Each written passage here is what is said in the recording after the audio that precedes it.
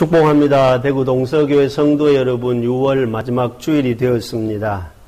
오늘은 마태복음 28장 16절에서 20절까지의 말씀을 가지고 자신감을 복사하라, 자신감을 스캔하라는 제목으로 함께 말씀을 묵상하려고 합니다. 아침마당이라는 프로그램에서 나왔던 이야기 중에 한 토막입니다. 아내가 외출할 때 남편이 하는 말이 있답니다. 30대에는 가지마 여보였습니다. 40대가 되면 어디 가세요 였습니다. 그리고 50대가 되면 언제 와 였습니다. 그리고 60대가 되면 꼭 가야 돼 라는 말이었습니다. 70대가 되면 외출하는 아내에게 남편이 들어올 거지 라고 했다는 그런 글을 보았습니다. 우리가 아이들을 키우다 보면 아이들이 신발을 오른발 왼발을 반대로 신고 다닌 것을 자주 종종 볼 수가 있습니다. 왜 그럴까요? 그것은 바로 엄마나 아버지가 아이가 발이 크고 키가 큰다는 것을 전제하고 지금 현재 발 크기에 딱 맞게끔 맞는 신발을 사주는 게 아니라 조금 더 큰 신발을 내년에도 신어야 되고 몇 달 뒤에도 신어야 되니까 발이 큰다는 걸 전제로 하기 때문에 자기 발 크기보다 좀 더 큰 발을 신기 때문에 아이들이 한두 번 신어보고 내 발에 안 맞으니까 반대로 신으면 이게 내 발에 어느 정도 맞는다는 피부가 그 접착감을 느끼기 때문에 어른들은 똑바로 신으라고 왼발 신은 왼발에 신으라고 아무리 가르쳐 줘도 아이들이 자기 발에 잘 맞지 않기 때문에 약간 큰 신발을 사주니까 그렇게 바꾸어 신을 수밖에 없다라는 그런 글을 읽은 적도 있습니다. 여러분 어떻습니까? 우리 옷이든 신발이든 우리가 어떤 도구를 사용할 때 내 몸에 내 신체 사이즈에 맞지 않은 신발이나 옷을 걸치고 다닐 때가 있습니다. 물론 패션이라는 이유로 그 나름대로 뭣도 있겠지만 대부분의 사람들은 한 번쯤은 입어보고 내 몸의 착용감이라든지 소재라든지 색깔이라든지 디자인이 내 몸에 맞아야 입게 되고 구입을 하게 된다는 사실입니다. 여러분, 우리 성경에도 보면 내게 맞지 않은 그런 신발을 벗어버린 사건들이 있습니다. 다윗은요, 골리앗 장군 앞에 나갈 때 이 사울 왕이 다윗을 위해서 전쟁터에 나가니까 위험하다 해서 왕이 입던 최고급 그런 전투복이라 할까요? 그런 갑옷을 입혀주고는 입고 가라고 했지만 다윗이 입어보니까 자기 몸에 걸어보니까 안 맞거든요.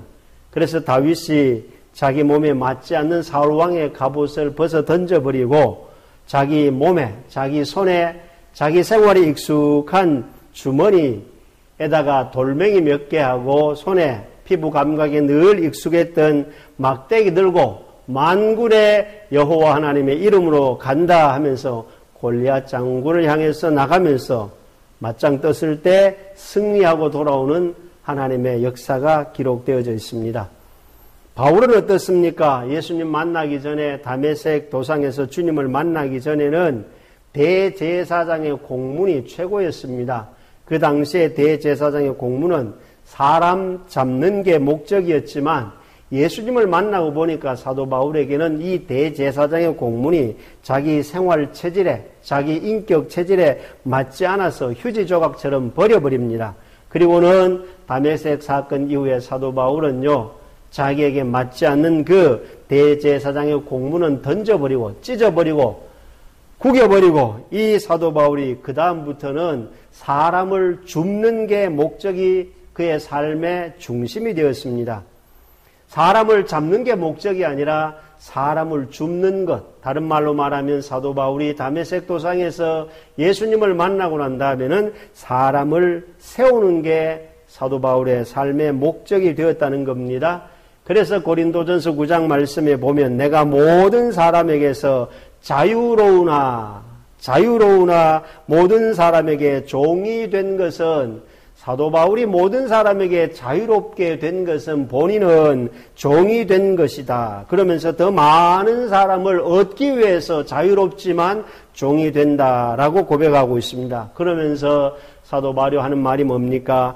유대인을 만나면 유대인처럼, 그리고 율법 아래 있는 자를 만나면 율법 아래 있는 자인 것처럼, 율법이 없는 자를 만나면 바울도 율법이 없는 자인 것처럼, 그리고 여러 사람에게 여러 모습이 된 것은 아무쪼록 몇 사람이라도 더 구원 얻도록 하기 위한 것이 사도 바울의 생애 목적이었다. 예수님을 만나고 나니까 그렇게 되더라 이 말입니다. 할렐루야. 그렇습니다. 우리는 예수님의 수제자라고 불려지고 있던 베드로를 보면 예수님이 십자가에 못 박혀 죽으신 후에 창고에 3년 동안 먼지가 뽀얗게 묻었던 그 그물을 다시 꺼내 들고 먼지를 털고 갈릴리 바닷가로 고기잡이 하러 갑니다. 그런데 이게 웬 말입니까? 3년 전 실력은 온데간데 없고 실력이 사라지고 고기를 잡지 못할 그때에 부활의 예수님이 나타나셔서 고기가 있느냐 그러면서 고기를 잡았느냐 하면서 베드로에게 예수님이 신방을 옵니다. 그때 베드로가 없나이다 그러죠. 그때 예수님께서 그물을 배 오른편에 던지라. 여러분, 배 오른편에 그물을 던지라는 예수님은 어부 출신이 아닙니다. 바다를 잘 모릅니다. 고기떼 흐름을 알 수 있는 분이 아니었습니다.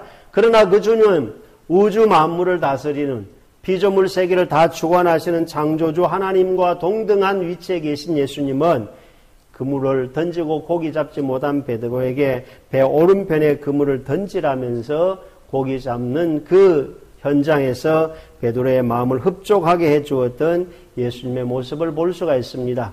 우리는 조금 전에 마태복음 28장 16절에서 20절까지 말씀을 읽었는데 그 말씀 속에서 예수님이 이렇게 말씀하십니다.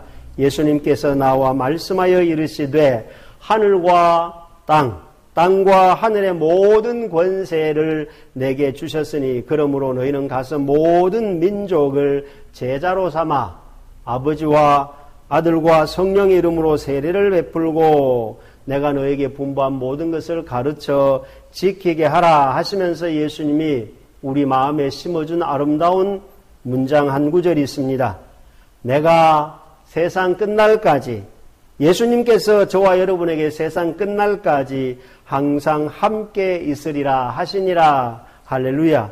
무슨 말입니까? 저는 이 말씀을 읽고 묵상하면서 또 묵상하면서 본문에 문자적으로는 기록되어 있지 아니하지만 내가 세상 끝날까지 너희와 항상 함께 있으리라 이 말씀을 저는 세 글자로 줄여보았습니다. 이 말씀은 다름이 아니라 예수님께서 제자들에게 이 말씀을 읽고 듣고 있는 저와 여러분에게 예수님은 우리에게 자신감을 가지라는 말씀으로 우리에게 들려주셨다고 저는 봅니다. 그렇습니다. 본문은 예수님께서 제자들에게 뿐만 아니라 우리에게 자신감을 가지라는 이야기입니다. 여러분 어떤 그룹에서 실험을 했습니다. 지나가는 사람 여러 사람을 그냥 아무 기준도 없이 10명을 뽑았습니다. 그리고 어떤 실험을 했느냐면 그 실험에 참여하면 선물을 준다고 하고는 농구 골대 앞에 데리고 가서 10명에게 눈을 가리지 아니고 두 눈을 뜨고 가까운 곳에서 농구 골대를 향해서 공을 던지라 했습니다. 대부분의 사람들이 10개 중에서 한 4개 정도 성공을 시키더랍니다. 그래서 그 다음 단계 실험이 뭐냐면은 안대를 가지고 눈을 가리고 난 다음에 농구 골대를 향해서 공을 던지라 했습니다. 단 그때 주변에 미리 준비해 놓은 갑자기 뒤에 있던 사람들이 나타나서 농구 공을 골대를 향해서 안대를 가리고 던지는 사람에게 10개 중에서 5개까지 넣을 때 와 하고 손뼉 치면서 골대에 골이 들어간 것을 확인시켜 주기라도 하는 듯 환호성을 외치라고 했습니다. 그래서 이 사람이 눈을 감은 상태에서 공을 골대에 넣으면 하나도 들어가지 않습니다. 들어갈 리가 있습니까? 하나도 안 들어가는데도 불구하고 공이 마치 골대에 안대를 가리고 들어간 것처럼 환호성을 외치고 손뼉을 치니까 이 사람이 안대를 가리고도 골대에 공이 5개나 들어가게 됐다는 왠지 모르게 마음에 자신감이 생긴 거죠. 그리고 난 다음에는 이 안대를 벗기고 난 다음에 이 사람의 마지막 세 번째 단계에 농구공을 주면서 골대를 향해서 던지라. 공을 하나, 둘, 슛! 하고 던지니까 처음에는 4개 들어가던 것, 환호성을 듣고 자신감이 생긴 이 사람에게 10개 중에 공을 던지라고 하니까 몇 개가 들어가느냐 하면 8개나 농구 골대 공이 골인으로 들어가다는 이야기입니다. 무슨 말입니까? 이 말은, 이 실험은 바로 사람이 자신감을 갖느냐, 자신감을 갖지 않느냐에 따라서 농구 골대에 공이 들어가는 횟수가 훨씬 더 달라진다는 이야기죠. 오늘 예수님께서 내가 세상 끝날까지 너희와 항상 함께 있겠다라는 것은 오늘 우리에게 예수님이 저와 여러분에게 자신감을 불어넣어 주시는 말씀이라고 보고 있습니다. 마지막 예수님이 육신의 몸으로 이별할 때 우리 그리스도인들에게, 제자들에게 주신 그 당시의 메시지가 뭡니까? 자신감을 가지고 살아가라는 이야기입니다. 예수님이 사역을 하실 때에도 달란트 비유를 통해서 2달란트 받은 자에게 잘하였도다, 또 2달란트 준다고 하셨습니다. 5달란트 남긴 사람에게 5달란트를 또 남길 수 있는 기회를 주신다는 것은 무엇을 의미하는 겁니까? 결국 이것은 예수님께서는 사역 현장에서나 사역을 마치고 나서라도 우리 그리스도인들에게, 제자들에게 남긴 아름다운 메시지는 바로 자신감을 가지고 충전하라. 자신감을 충전해 주시는 예수님이 오늘 또 이 자리에 오신 저와 여러분에게 이 땅을 남은 생에 살아가면서 자신감을 가지고 살아갈 수 있도록 주의 말씀을 오늘 본문을 통해서 가슴에 새기고 살아가는 저와 여러분 되시길 주의 이름으로 축복합니다. 한 3개월 동안 릴레이 기도하면서 중보 기도해왔던 우리 대구 동서교회에서 항존직분자를 세우는 그런 날이 오늘입니다. 내 같은 사람이 뭘 하겠나? 저런 사람이 뭘 하겠나? 여러분, 우리는 이 문장 하나를 기억했으면 좋겠습니다. 제자 되어 제자 삼는 게 아니고 제자 삼으면 제자 된다는 문장. 여러분, 예수님의 부름을 받았던 제자가 자격이 있어서 제자 되었던가요? 자격이 없는데도 제자 삼으니까 제자가 되더라는 겁니다. 오늘 저와 여러분 자격이 있어서 이 자리에 있을까요? 자격이 없는데도 하나님의 은혜로 우리를 불러주셔서 믿음의 선물을 우리 가슴에 심어주니까 그래도 예수 믿는 믿음으로 조금씩 달라지며 인격이 성숙하고 그리스도인의 아름다운 흔적을 드러내는 사도행전 13장에 나오는 안디옥 교회 교인들처럼 비로소 저분이 그리스도인이구나, 교인이 되어가구나 하는 모습으로 조금씩 아름답게 변화되어 가는 줄로 믿습니다. 그렇습니다. 오늘 우리는 제자 될 자격이 있어서 제자 삼는 것이 아니라 제자 삼으니까 제자가 되더라 이 말입니다. 오늘도 우리가 이 말씀을 보면서 예수님의 제자들이 뿔뿔이 도망가고 흩어졌던 제자들에게 부활의 예수님 다시 찾아오셔서 제자 삼는 거예요. 제자 자격이 있어서 제자 삼는 게 아니라 제자 삼으니까 이들이 제자가 되어서 전 세계로 흩어져 예수 그리스도의 복음을 전하는 땅끝까지 이르러 예수의 증인이 되는 하나님의 사명자들이 되더라. 할렐루야. 그렇습니다. 그런 일꾼들이 오늘 세워지기를 주의 이름으로 축복합니다. 그렇다면 여러분, 우리가 살아가면서 자신감을 가지고 살아가는 사람들이 버려야 될 것이 몇 가지 있습니다. 자신감을 우리에게 심어준 예수님을 믿는 우리가 버려야 될, 피해야 될 몇 가지 원리가 있는데 그 첫 번째는요, 자신감을 가진 사람은요, 타인을 평가하거나 다른 사람을 비판하지 않아야 합니다. 묵묵히 자기 역할만 하고 살아가면 됩니다. 여러분 보세요. 초침이요, 움직이는 게 보이잖아요. 초침은 착 지나가는 게 보여요. 여러분, 초침이 눈에 띄게 움직이는데 시침이 촐랑거리지 말고, 너무 촐랑거린다고 시침이 초침 보고 눈총 주는 거 봤어요? 본침은 가만 보면 가는 것인지 안 가는 것인지 가만 자세히 보면 본침은 살짝 움직이거든요. 그렇다고 이 본침을 보고 초침이 빨리 가라든지 비키라든지 하면서 빈정거리는 거 봤어요? 전혀 그러질 않아요. 근데 시침은 어때요? 시침은요, 이게 요지부동 같아. 움직이지도 않는 것 같아. 여러분, 60분이 지나야 시침 하나가 움직이잖아요. 여러분 분침이 시침 보고 짤이 몽땅한 게 뭐 그렇다고 뭐 이게 가는지 마는지 이게 뭐 키는 작아가지고 하면서 똥똥한 게 그러면서 이 분침이 시침 보고 뭐 빈정거리는 거 맞습니까? 비웃지 않습니다.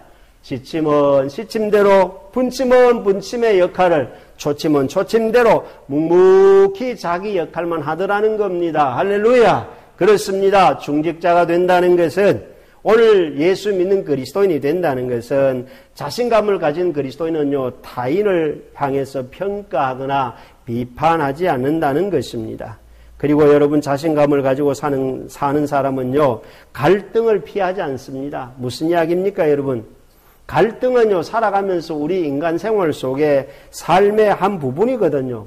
여러분 눈에 눈곱 안 낍니까? 눈곱 끼면 눈곱 낀 대로 눈곱 져가고 같이 살아가잖아요. 손톱 밑에 때가 안 낍니까? 아무리 매니큐어를 바르고 뭐 네일 아트를 해도 손톱 밑에 때가 낄 때는 끼거든요. 그렇다고 뭐 손톱을 잘라버리고 손톱을 뭐 우리가 뭐 끊어버립니까? 아니잖아요. 손톱 밑에 손톱 때가 낀다 할지라도 그냥 같이 더불어 빼면서 씻으면서 살아가는 거예요. 여러분 살다 보면 방구 안 나옵니까? 방구 끼잖아요. 방구 낀다고 다 내칩니까? 방구 끼어도 방구 끼지만 방구 제거되면 가스 제거되면 그래도 또 같이 살아가는 거예요. 그렇습니다, 여러분. 갈등이라고 하는 것은요, 그런 거예요. 갈등이 없을 수 없어요. 사람이 살아가는데 갈등이라는 것이 존재하지만 그 갈등을 피하는 게 아니고 그 갈등도 같이 더불어 안고 같이 살아가는 것이 바로 자신감 있는 사람들의 생활 모습이라는 것입니다. 그리고 자신감을 가지고 살아가는 사람이 피해야 될 세 번째는 변명이나 남을 탓하지 않습니다. 여러분 예수님이 우리와 함께 하시겠다는 자신감을 충전해 주셨으면 언제 우리가 남에게 변명을 떠넘기고 남을 탓하겠습니까? 사랑하는 성도 여러분, 숲속에 나무를 보십시오. 나무는요 남 탓하지 않습니다. 덩굴이 타고 올라오면 그냥 같이 덩굴은 덩굴대로 나무는 나무대로 같이 어깨동무하고 살아가는 거예요. 가만 놔두는 거예요. 덩굴이 나무 탓하지도 않고 나무가 덩굴 탓하지도 않아요. 같이 더불어 살아가요. 그런데 어느 날 보면 그 덩굴도 농부가 제거한다든지 등산객이 정리한다든지 산림청에서 제거한다든지 알아서 정리해 주거든요. 우리가 굳이 뭔가 누군가에게 막 변명을 떠넘기고 남을 탓하려고 하는 그 어리석은 모습을 정죄하는 나쁜 버릇을 우리는 십자가에 못 박고 살아갈 때 내가 그리스도의 일꾼이 될 수 있고 또 다른 사람이 하나님의 선한 일꾼으로 세워져서 하나님의 쓰시기에 참으로 아름다운 일꾼이 될 줄로 믿습니다. 여러분 예수님이 주신 자신감을 가지고 살아가는 사람은 네 번째 칭찬에 목말라 하지 않습니다. 여러분 칭찬은 돌고래도 춤추게 한다는 책이 베스트셀러가 되고 뭐 웬만한 사람은 그 이야기를 알고 있습니다. 그런데 여러분 조련사가 춤추는 돌고래에게 고등어 한 손 입어 넣어준다고 자꾸 춤추는 것이 훈련돼서 춤추는 칭찬도 좋습니다만은 그러나 여러분 바다의 돌고래는요 칭찬하지 아니해도요 칭찬 한번 하지 아니하고 조련사가 그 바다 속에 다니는 고래에게 깔치 한 마리 입에 넣어주지 아니해도 칭찬 한번 듣지 아니해도 그 바다의 고래는요 오대양을 다닙니다. 태평양을 태연하게 놀고 다닙니다. 대서양을 대자로 놀고 다닙니다. 그렇습니다, 여러분. 우리가 예수 믿는 그리스도인으로 살아가는 것이 때로는 칭찬도 필요하겠지만 칭찬에 너무 목말라 하지 말자는 겁니다. 이미 주님이 우리를 하나님 자녀 삼으신 그 자체가 하나님의 칭찬 아니겠습니까? 하나님의 중직을 맡은 사람들은 누군가가 나를 알아주기를 바라는 그 칭찬에 너무 목숨 걸지 않는 사람이 예수님의 자신감에 붙들려 사는, 예수님의 자신감에 복사되어 사는, 예수님의 자신감에 스캔이 되어 사는 사람은 누군가에게 칭찬을 목말라 하지 않는다는 사실을 기억하고 살아갈 수 있는 저와 여러분 되시길 주의 이름으로 축복합니다. 사랑하는 성도 여러분, 우리 예수님은요, 가만 보면요, 이 땅의 공생의 사역을 살아가실 때 예수님의 삶을 정리해 보면요, 예수님은 약간의 불편함을 늘 마음에 안고 살았어요. 볼까요? 예수님이 공생의 3년을 살아가는데 옆에서 늘 불편을 제공하는 주인공들이 누구예요? 바리새인들이잖아요. 대제사장이잖아요. 또한 유대인이잖아요. 서기관들이잖아요. 이들은 예수님 가는 곳곳마다 살짝 눈의 티처럼 우리 예수님의 삶은 그 자신의 하늘나라 천국 복음을 전파하는 그 삶의 현장에 약간의 불편함이 있는데도 불구하고 거기에 신경 쓰지 않아요. 눈에 가시가 꼭에 티 같은 그 약간의 불편함에 예수님이 목숨 걸었다면 언제 하나님 나라 복음을 전하겠습니까?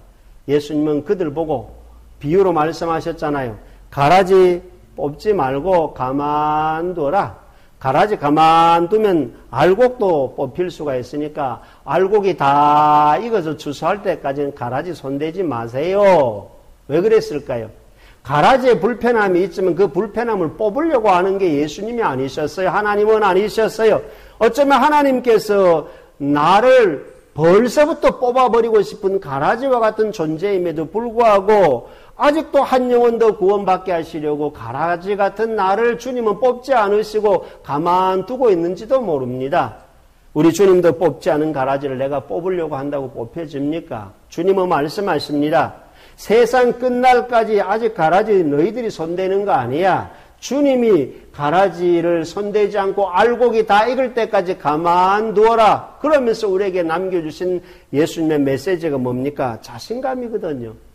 그렇습니다. 예수님이 나와 함께 하신다는 자신감이 있는 사람은요, 가라지에 손대지 않아요. 내가 알곡되기 위해서, 할렐루야! 내가 알곡되기 위해서 가라지에 신경 쓰지 아니하고 알곡 뿌리가 된 내가 말씀의 영양분을 흡입을 하고 진리의 말씀에 내가 더 뿌리를 깊이 내리고 예수님 주신 자신감을 가지고 하늘의 능력과 땅의 권세를 가지고 영혼 구원을 위해서 집중하는 일에 살아가는 것이 바로 예수님이 주신 자신감이 충만한 사람들의 삶이라는 사실입니다. 그러기 위해서 오늘 예수님이 저와 여러분에게 자신감을 주셨지 않습니까? 내가 세상 끝날까지 너희와 함께 하겠다. 이 말은 우리에게 자신감을 불어넣어 주신 예수님은 자신감을 가지고 사는 사람에게 세 가지는 기억하고 살았으면 좋겠습니다. 그 첫 번째는 실력도 중요하지만 신력입니다. 믿을 신, 힘력, 믿는 힘. 여러분, 이 눈에 아무 증거 아니 배워도 믿음만을 가지고서 늘 걸으며 뭘 가지고요? 믿음만을 가지고 늘 걷는 걸음이 신력이에요. 어제는 믿었는데 오늘은 의심하고 오늘 본문에 보면 예수님이 부활하셨는데 마지막 예수님과 이별하는 자리에서 아직도 의심하는 자들이 있더라. 오늘 이 자리에 있는 저와 여러분은 예수님이 나의 구원자가 되시고 나의 대신 죄를 십자가 지시고 죽으시고 3일 만에 부활하신 부활의 첫 열매가 되신 예수님이 나에게 마지막 주신 말씀, 내가 세상 끝날까지 너희와 항상 함께 있으리라 하신 그 예수님의 자신감을 내게 충전시켜 주신 그 메시지를 내가 스캔했다면, 복사했다면 저도 여러분도 매일 이 눈에 아무 증거 보이지 아니하도 믿음만을 가지고 늘 살아갈 수 있는 신력, 믿을 신, 힘력, 신력을 갖추고 살아가는 저와 여러분의 일상이 되시기를 주의 이름으로 축복합니다. 그리고 자신감 있는 사람은요, 매일 작은 성공이라도 경험하는 사람이 자신감이 있는 사람입니다. 내가 이번 주간부터는 일주일에 한 번은 새벽 기도해야 되지. 한 번 성공했잖아요. 그 다음 주에 또 한 번 새벽 기도 나왔다. 성공했잖아요. 내가 밥을 먹을 때 다이어트 해야 되는데 하고 약도 먹지만 운동도 하지만 내가 음식량이 너무 많이 과식이니까 한 숟가락은 줄여야지. 한 주일에 한 숟가락 줄이고 두 주일에 두 숟가락 줄이고 약간씩 음식을 줄여가는 성공, 매일매일 작은 성공을 경험하는 사람이 자신감이 충만하고 자신감이 올라가고 자신감이 있어서 예수 그리스도를 위해서 예루살렘에서 사마리아와 땅끝까지 이르러 예수의 증인이 되는 역할을 할 수 있는 성공의 경험담이 있을 때 성숙한 그리스도인으로 살아가는 아름다운 삶이 유지되게 될 줄로 믿습니다. 그리고 마지막 자신감이 있는 사람은요, 멘토가 있어야 합니다. 무슨 말입니까? 내가 세상 끝날까지 항상 너희와 함께 멘토거든요. 성령을 통해서 예수님 우리와 함께 하겠다는, 이 땅으로 말하면요, 나를 코치해주는 사람이 운동선수에게는, 나를 감독해주는 운동선수에게는 있거든요. 여러분 믿음 생활에 코치가 있습니까? 신앙생활에 감독이 있습니까? 물론 하나님 아버지께서 감독하시고 예수님께서 코치하시고 성령님께서 친히 오늘 우리에게 옆에서 알아서 잘 조율해 주시겠죠. 그러나 하나님의 역사는 영적인 존재이기도 하지만 흙으로 지어진 몸을 가진, 육을 가진, 살을 가지고 있는 존재이기 때문에 우리는 몸으로 이 땅을 살아가는 날 동안 사람이 사람을 코치해 줄 수 있는 멘토를 두고 살아야, 내가 누군가로부터 멘토에게 코치를 받고 감독을 받을 때 그 사람이요, 건강한 인격으로 살아가는 하나님의 사람들이 될 수가 있습니다. 디모데에게 바울이 멘토였지 않습니까? 아론에게 모세가 멘토였지 않습니까? 여러분, 바울이 처음 예수 믿었을 때 바나바가 바울의 멘토였지 않습니까? 누가에게 바울이 멘토가 되지 않았습니까? 오늘 저도 여러분도 멘토가 있어야 돼요.